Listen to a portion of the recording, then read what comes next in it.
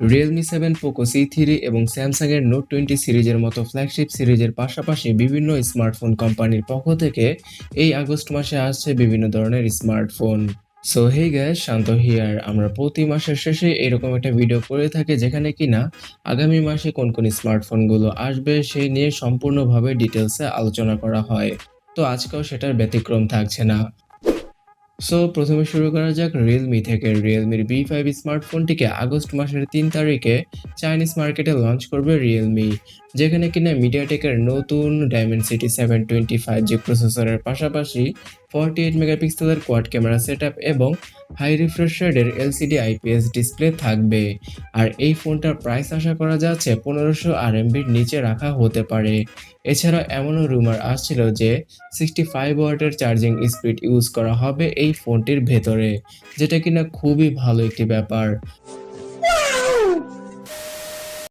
আর এমনও গুঞ্জন আসছে যে এই ফোনটাকে রিব্র্যান্ড করে Realme 7 সিরিজের কোনো একটি স্মার্টফোন নামে লঞ্চ করা হতে পারে ইন্ডিয়ান মার্কেটে। আর বাংলাদেশের মার্কেটেও আমরা Realme 7 সিরিজের ফোনগুলোকে দেখতে পাবো ভবিষ্যতে। এছাড়া Realme C15 সম্পর্কে তো হয়তো অনেকেই জেনে গিয়েছেন। এই ফোনটা ইন্দোনেশিয়ান মার্কেটে লঞ্চ করেছে Realme এবং বাংলাদেশের মার্কেটে আগস্ট অথবা সেপ্টেম্বর মাসের মধ্যে এই ফোনটাকে প্রায় 12,000 টাকার আশেপাশে লঞ্চ করতে পারে Realme। Realme C15 ফোনটির মধ্যে Realme ইউজ করেছে Helio G35 SoC।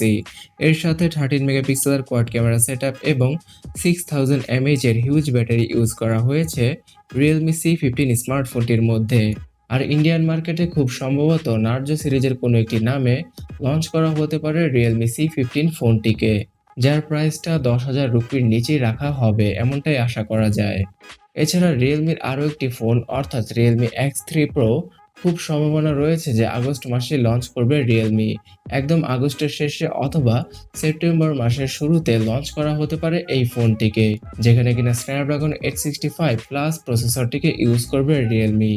এছাড়াও সুপার অ্যামোলেড ডিসপ্লে এবং দুর্দান্ত ব্যাটারির সাথে আসবে Realme X3 Pro স্মার্টফোনটি, যদিও কিনা এই জিনিসগুলো এখনো পর্যন্ত 100% কনফার্ম নয়। আর বন্ধুরা, সবচেয়ে ইম্পর্টেন্ট কথা হলো গিয়ে ভিডিওটি ভালো লাগলে অবশ্যই লাইক এবং এই চ্যানেলটিকে সাবস্ক্রাইব করে রাখুন যদি আপনি না করে থাকেন। সো এবার Xiaomiর কিছু স্মার্টফোন সম্পর্কে জানা যাক। প্রথমে জানবো Redmi Note 10 সিরিজকে নিয়ে। Redmi 10X 5G স্মার্টফোনগুলোকে চাইনিজ মার্কেটে এর আগে লঞ্চ করেছিল Xiaomi। এখনো পর্যন্ত এই ফোনগুলোর গ্লোবাল ভেরিয়েন্টকে লঞ্চ করা হয়নি, তাই আশা করা যাচ্ছে অগস্ট মাসের একদম শেষের দিকে Redmi Note 10 সিরিজের স্মার্টফোনগুলোকে তারা নিয়ে আসবে, যেটা কিনা Redmi 10X 5G সিরিজের স্মার্টফোনগুলোর রিব্র্যান্ডেড ভার্সন হতে পারে। আর ইন্ডিয়ান মার্কেটে সর্বপ্রথম লঞ্চ করা হতে পারে Redmi Note 10 সিরিজের স্মার্টফোনগুলো, যেখানে কিনা মিডিয়াটেকের ডায়মেনসিটি 820 প্রসেসরের পাশাপাশি সুপার অ্যামোলেড প্যানেলের ডিসপ্লে এবং 48 মেগাপিক্সেলের ট্রিপল আর কোয়াড ক্যামেরা সেটআপ আমরা পেয়ে যাব।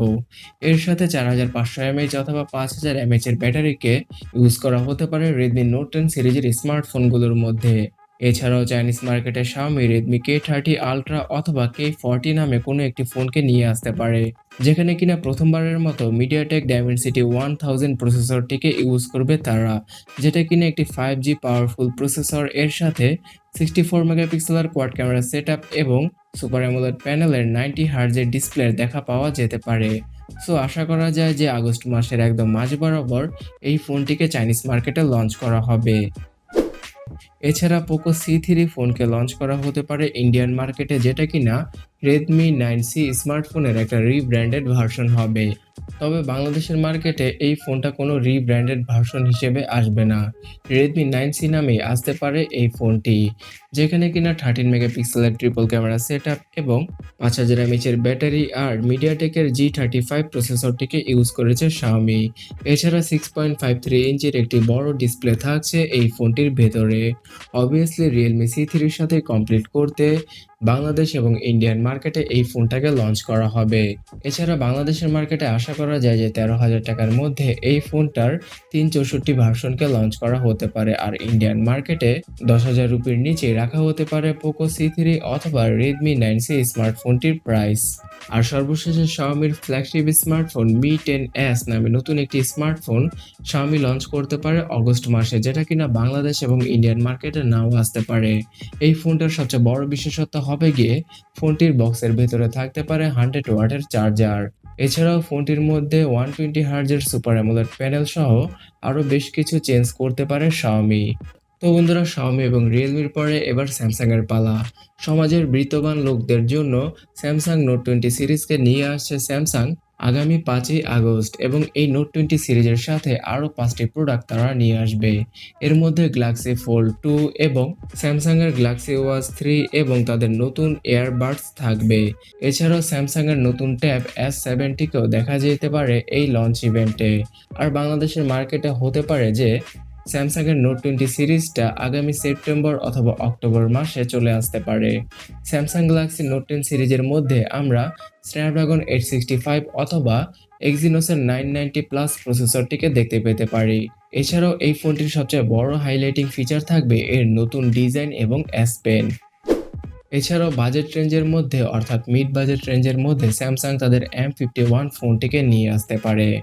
অনেক দিন ধরে এই M51 স্মার্টফোনটি সম্পর্কে আমরা শুনে আসছি, কিন্তু এখনো পর্যন্ত এই ফোনটিকে নিয়ে আসেনি স্যামসাং মার্কেটে। সো এবার আশা করা যায় স্যামসাং M51 ফোনটিকে অফিসিয়ালভাবে স্যামসাং ইন্ডিয়ান মার্কেটে সর্বপ্রথম নিয়ে আসতে পারে। আর স্যামসাং M31s স্মার্টফোনটিকে তো জুলাইয়ের 30 তারিখে লঞ্চ করা হবে ইন্ডিয়ান মার্কেটে। আর বাংলাদেশের মার্কেটে আগস্ট অথবা সেপ্টেম্বর মাসে M31s স্মার্টফোনটিকে আমরা দেখতে পেতে পারি। আশা করা যায় যে এই ফোনটির প্রাইস M31 এর মতোই রাখতে পারে স্যামসাং। আর আপগ্রেডের কথা বলতে গেলে এই ফোনটার মধ্যে তেমন কোনো মেজর আপগ্রেড থাকছে না। হুবাহু M31 স্মার্টফোনটির মতোই হবে M30s স্মার্টফোনটি, তবে পেছনের ডিজাইনটা কিছুটা চেঞ্জ করা হবে। আর ক্যামেরা অ্যাপের মধ্যে বেশ কিছু ফ্ল্যাগশিপ টাইপের ফিচার দিয়ে দিতে পারে স্যামসাং। আর বন্ধুরা, আসুস কিন্তু বিগত 1 বছর পরে তাদের ROG Phone 3 কে নিয়ে এসেছে, এবং এবার গুঞ্জন আসছে যে আগস্ট মাসে তারা Zenfone 7 সিরিজের দুটি স্মার্টফোনকে নিয়ে আসতে পারে মার্কেটে। এর মধ্যে থাকবে Zenfone 7 এবং Zenfone 7 Pro। এই ফোনগুলোর বিশেষত্ব হবে গিয়ে Snapdragon 865 এবং 865 প্লাস ভেরিয়েন্টের সাথে আসতে পারে এই দুটি স্মার্টফোন। আর এই ফোনগুলোর মধ্যে 90 হার্জের সুপার অ্যামোলেড প্যানেল ইউজ করবে আসুস। এছাড়াও এমনটা গুঞ্জন আসছে যে Zenfone 6 সিরিজের মতো রোটেবল মোটরাইজ ক্যামেরা ইউজ করা হতে পারে Zenfone 7 সিরিজের স্মার্টফোনগুলোর মধ্যে। আশা করা যাচ্ছে যে ইন্ডিয়ান মার্কেটে 40,000 রুপির ভেতরে এই ফোনগুলোকে নিয়ে আসবে আসুস। এছাড়া ভিভোর পক্ষ থেকে আমরা Vivo S7 ফোনটিকে দেখতে পাবো মার্কেটে, যদিও কিনা এই ফোনটিকে সর্বপ্রথম চাইনিজ মার্কেটে নিয়ে আসবে ভিভো। এই ফোনটির শুধুমাত্র এই ইমেজটি লিক হয়েছে, আর এই ফোনটির মধ্যে যে সুপার অ্যামোলেড প্যানেল ইউজ করবে ভিভো সেটাও বোঝা যাচ্ছে। তবে Vivo V7 স্মার্টফোনটির মধ্যে খুব মাঝারি টাইপের একটা নচ থাকতে পারে। এছাড়া ভিভোর একটি ফ্ল্যাগশিপ স্মার্টফোনও আসবে মার্কেটে এই আগস্ট মাসে, সেটা হচ্ছে গিয়ে iqoo 3 Pro। বর্তমানে বিভিন্ন সার্টিফিকেশনে এই ফোনটা লিস্ট হয়ে গিয়েছে, এবং স্ন্যাপড্রাগন 865 প্লাসের সাথে 55 ওয়াটের চার্জিং আউটপুট থাকবে এই স্মার্টফোনটির ভেতরে। এছাড়াও 90 হার্জের সুপার অ্যামোলেড প্যানেল ইউজ করা হতে পারে ভিভোর iqoo 3 স্মার্টফোনটির মধ্যে। তবে ভিভোর iqoo সিরিজের ফোনগুলো আমরা ইন্ডিয়ান মার্কেটে দেখতে পেলেও বাংলাদেশের মার্কেটে তেমন একটা দেখতে পাই না। এর কারণ হচ্ছে গিয়ে বাংলাদেশে এই ফোনগুলোর হাইপ অনেকটাই কম। এছাড়া ভিভোর খালাতো ভাই অর্থাৎ ওপ্পোর পক্ষ থেকে বাংলাদেশের মার্কেটে রেনো 4 সিরিজের কোনো একটি ফোনকে নিয়ে আসতে পারে ওপ্পো। যদিও কিনা সম্ভাবনা ছিল যে এই জুলাই মাসের মধ্যেই ওপ্পো রেনো 4 সিরিজের কোনো একটি স্মার্টফোনকে আমরা বাংলাদেশের মার্কেটে দেখতে পাবো, কিন্তু তারা কোনো ফোনই লঞ্চ করেনি। এর বদলে তারা এই সিরিজের কিছু ফোন লঞ্চ করেছিল। সো ওপ্পো রেনো সিরিজের এই মিড বাজেট ক্যাটাগরির ফোনটির মধ্যে আমরা স্ন্যাপড্রাগন 730 অথবা স্ন্যাপড্রাগন 765G প্রসেসরটিকে দেখতে পেতে পারি। এছাড়াও এই ফোনগুলোর ডিজাইন কিন্তু মারাত্মক লেভেলের সুন্দর, তবে স্পেসিফিকেশনের দিক দিয়ে ফোনগুলোর প্রাইস অনেকটাই বেশি রাখা হবে, এটা আমরা সকলেই জানি। এছাড়াও ওয়ালটনের পক্ষ থেকে ওয়ালটন কিন্তু HM5 নামে একটি স্মার্টফোনকে লঞ্চ করেছে, যেটা কিনা অগস্ট মাস থেকে সব ধরনের লোকাল শপে পাওয়া যাবে। 8,600 টাকার মধ্যে লঞ্চ করা হয়েছে এই ফোনটিকে, এবং খুব দুর্দান্ত স্পেসিফিকেশন প্রোভাইড করেছে ওয়ালটন এখানে। যদিও কিনা এই ফোনটির প্রসেসরটা কিছুটা উইক, অর্থাৎ হেলিও A20 প্রসেসরকে ইউজ করা হয়েছে এই ফোনটির ভেতরে, কিন্তু এই ফোনটির ডিসপ্লে এবং ব্যাটারি ব্যাকআপ কিন্তু যথেষ্ট ভালো হতে পারে। এছাড়াও স্টোরেজ হিসেবে থাকছে এই ফোনটির মধ্যে 3GB র্যাম এবং 64GB স্টোরেজ, যেটা কিনা এই বাজেটের মধ্যে অন্য কোনো কোম্পানি বর্তমানে আমাদেরকে প্রোভাইড করছে না। এছাড়া আগস্ট মাসের মধ্যে সিম্ফনির পক্ষ থেকে জেড সিরিজের কোনো একটি স্মার্টফোনকে আমরা দেখতে পেতে পারি। সম্প্রতি তারা Z28 ফোনটিকে নিয়ে এসেছে মার্কেটে, যে ফোনটির প্রাইস রাখা হয়েছে ৯,০০০ টাকা।